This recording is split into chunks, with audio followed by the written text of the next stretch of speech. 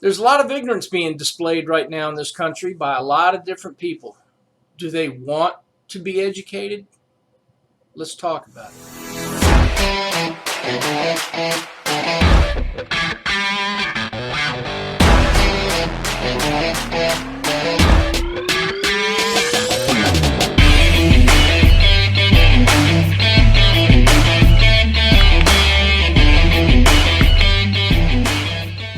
Back again. This time I'm trying to calm down a little bit. I've had some time to reflect and calm. But I want to go over something with you. As I said in the introduction, there's a lot of ignorance out there. Now, as a teacher, as a historian, someone who loves to read about history, someone who teaches history, it frustrates me beyond words that there is so much willful ignorance out there. People who just don't care. Excuse me, that they're ignorant. And the sad thing is, they think they're smart. That's the scary part. If you ask them, they'll tell you they're probably the smartest person in the room. But they keep saying and doing stupid things based on that ignorance. Right now, they're moving or going to remove all the monuments on Monument Avenue. I know they're starting with Robert E. Lee, but you know the rest are going to be coming soon. And the question you have to ask yourself is, why Robert E. Lee? Do they even know anything about the man beyond what the TV tells them or some hate-filled activist tells them? Well, we're going to go through some books today. Everybody says, well, you need to read a book. You need to educate yourself. Okay, I'm cool with that. I love books. Got a ton of them. You can see a few of them behind me back here. That's not all of them. I got lots of books. So this may take a while. Bear with me. I'll try to read these as quickly as I can so I don't take up too much of your time. Let's start with Robert E. Lee on leadership. You can see the author, H.W. Crocker, I guess is how you say it. All right. So if you want to buy the book, it's out there. Go for it. But let's see who this hate-filled racist man is that the left, especially here in Richmond, seems to hate so much. All right. Excuse me while I read to you what he fought for. All right. While fighting on the side of the slaveholding states seceding from the Union, Lee fought neither for the right to own slaves nor even for the right to secession.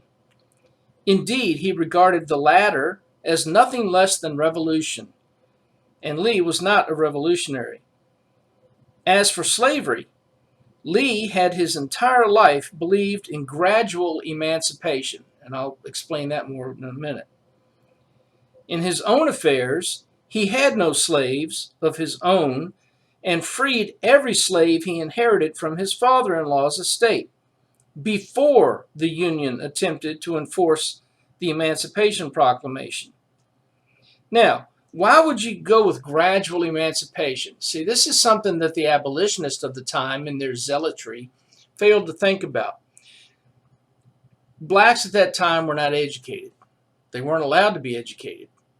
In fact, some people in the South had to break the law. They risked being arrested. People like Thomas J. Stonewall Jackson risked being arrested because he was teaching young black children how to read using the Bible. That was illegal, but he was doing it.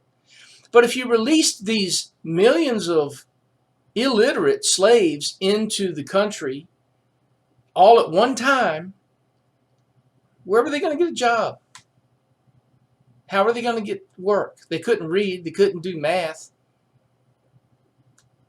Do you think they were going to be able to get gainful employment? And so that was proven out at the end of the war when they all had to go back to the plantations they had been freed from because they didn't know what else to do. So that's a whole nother story. Perhaps more surprising is that Lee privately counseled Confederate President Jefferson Davis, often and early in the war, that the slaves should be emancipated. What? So he's telling the president of the Confederate States of America, we should set these guys free. All right? Now, for whatever reason, you can come up with any reason you want to. The fact is, that's what he was doing. All right, so moving on. Some lessons that we learned from Lee and his experiences and his writings. To lead others, one must first master oneself. I cannot consent to place in the control of others one who cannot control himself. Does that sound like any politicians you know? A leader's primary responsibility is to think of others first. Name a politician that does that. The great duty of life is the promotion of the happiness and welfare of our fellow men. God, this guy sounds so hateful, doesn't he? Golly. No wonder they want to take his monuments down. A good leader is humble. He guards against ego distorting his vision. A leader has to achieve his army's or his business's or his team's goals, not his private ones. A leader's role is one of service. And lastly from this book, a leader has the integrity to face facts and the courage not to be intimidated by them. Man, if only more people would do that. Now this, I'm not going to go through the entire book and read you every page of it, okay? You can buy the book if you really want to be educated. I was lamenting to a friend of mine recently that despite my best efforts at educating people and trying to get them to think about things, they just don't seem to care. They don't want to listen. And he said that, Floyd, in order for people to learn, they have to want to learn. And there it is. I mean, so I'm making this video. I'm hoping some people will think about it, spread the video around, let some others see it. Maybe it'll reach somebody. I don't know. Maybe not. All right. Myths of American Slavery by Walter D. Kennedy. Some of you may already have this book. If not, you can certainly order it. But let's look at some things. Oh, this racist emblems. You want to talk about racist emblems? I wonder, Mr. and Mrs. Leftist, are you going to get rid of this one? I hope this will come through all right. See this picture? A Klan rally in Washington, D.C. What's that flag that guy's holding? Anybody? Can you tell me what flag that is? Is that the Confederate flag? Stars and bars? Is that what that is? Look at it. Is that a racist emblem? Are we going to destroy that now? Are you going to go after that and tear it down? You probably will. I mean, I'm asking rhetorical questions here. You probably already want to do that. And I would challenge you to do this. If you think that the Confederate battle flag is a racist emblem because the Klan has co-opted it, go on Google or Firefox or whatever search engine you use, DuckDuckGo, pick one, and type in KKK marches or KKK rallies and look at the photographs. And I promise you, some of the first ones you're going to see are of a 1920s era march in D.C. This is at the height of the membership of the Klan in this country.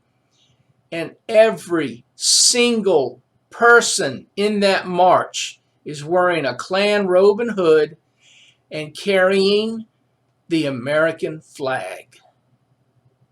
If you think I'm kidding, look it up. Does that make it a racist emblem because the Klan co-opted it? If it does, then you need to go after that if you're going to be consistent. All right, let's see what else we got in here. All right, let's see. Although the South has been tarred with the stigma of white supremacy, this philosophy was a strongly held belief among some of the most noted opponents of slavery in America. Men such as David Wilmot of Pennsylvania. Most Americans will remember Representative Wilmot for his famous Wilmot Proviso, in which attempted to prevent the movement of Southern slave property into the newly won territories from Mexico. Promoted as a great friend of the downtrodden slave, Wilmot exhibited little real concern for the well-being of the slaves. In promoting the Wilmot Proviso, he was careful to note that he had, quote, no squeamish sensitiveness upon the subject of slavery, no morbid sympathy for the slave. I plead the cause and the rights of white free men. I would preserve the free white labor of fair country. A rich inheritance where the sons of toil of my own race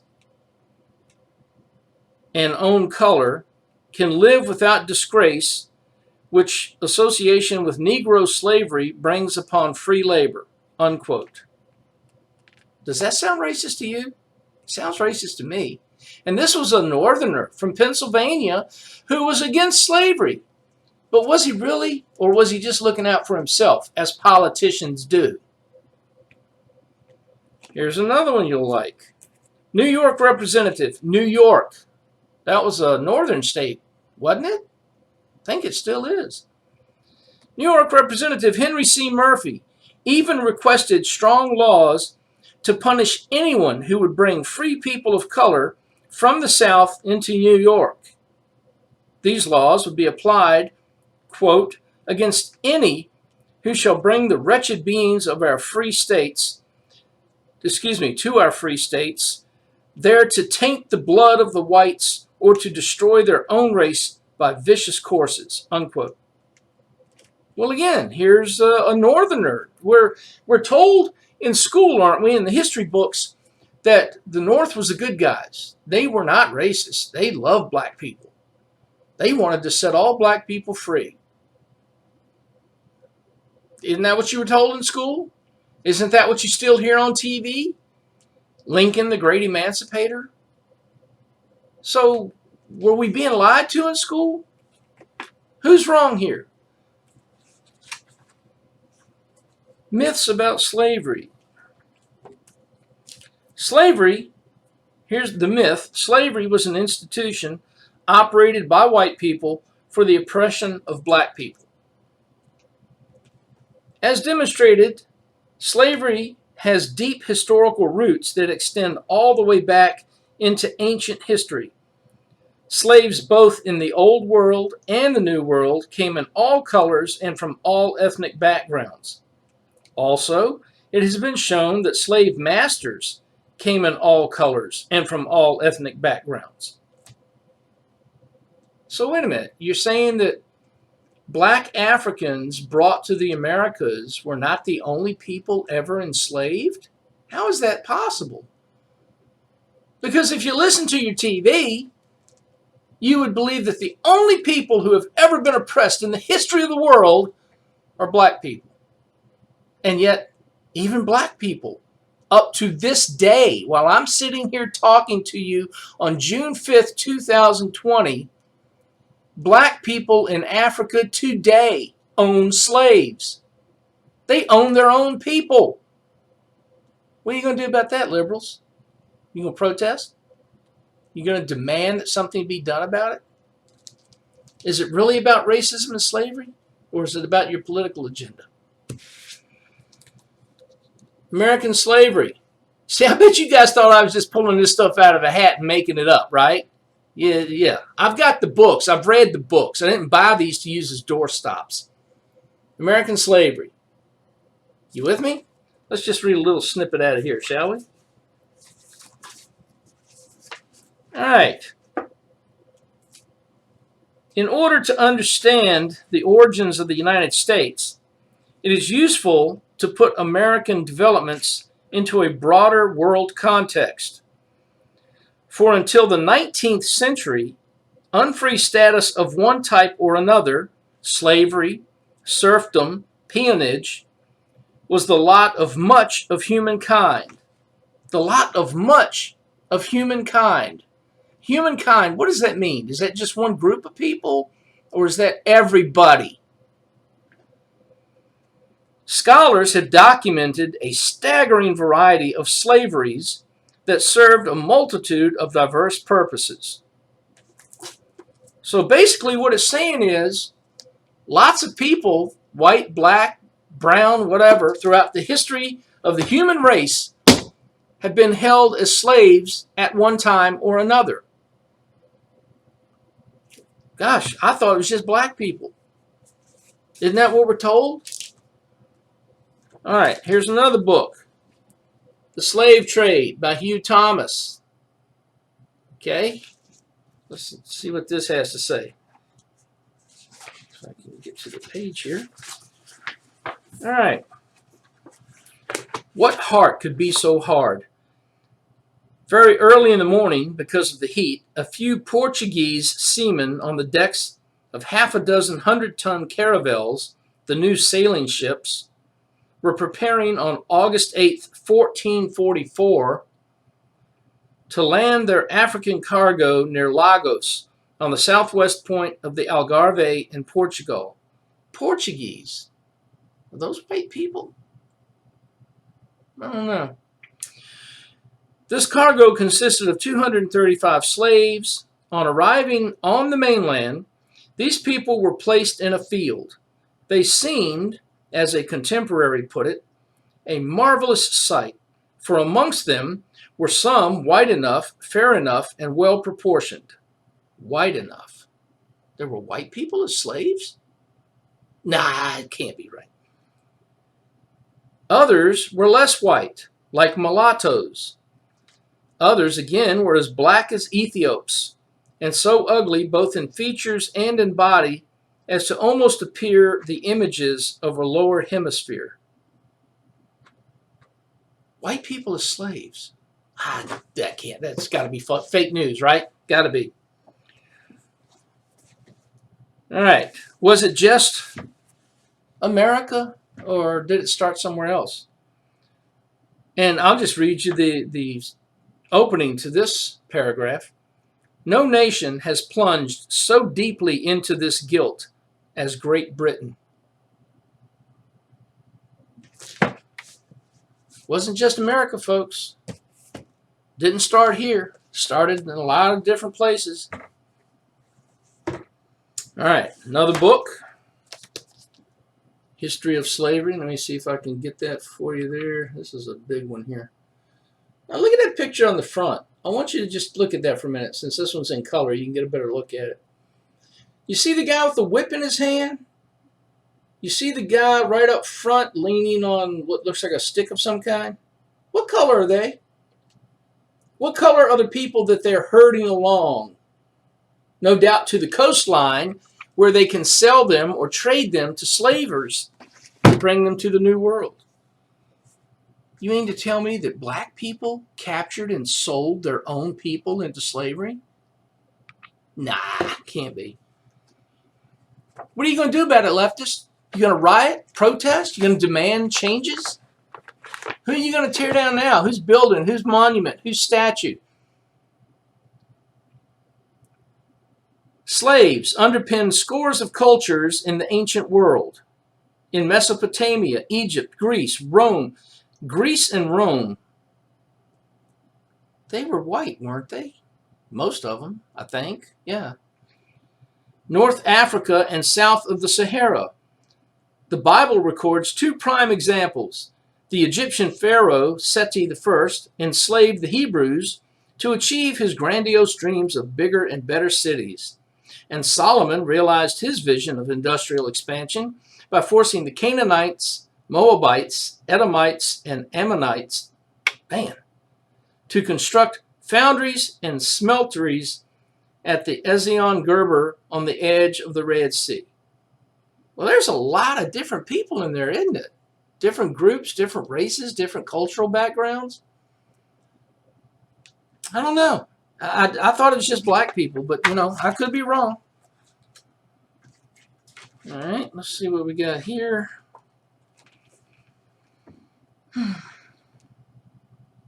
Well, that just kind of reinforces what I've already told you. All right. The bottom line, and I want you to think about, again, this picture.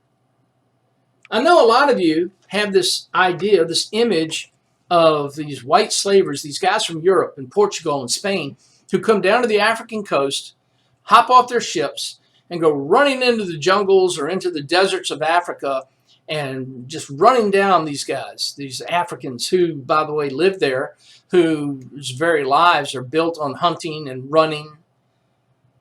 And I've worn the type of shoes that these guys wore as a reenactor for years. I used to have to wear those slick bottom leather shoes. You can't run in those things. But we're supposed to believe they were just going out there and running down and capturing and chasing and snaring these black men and women. No.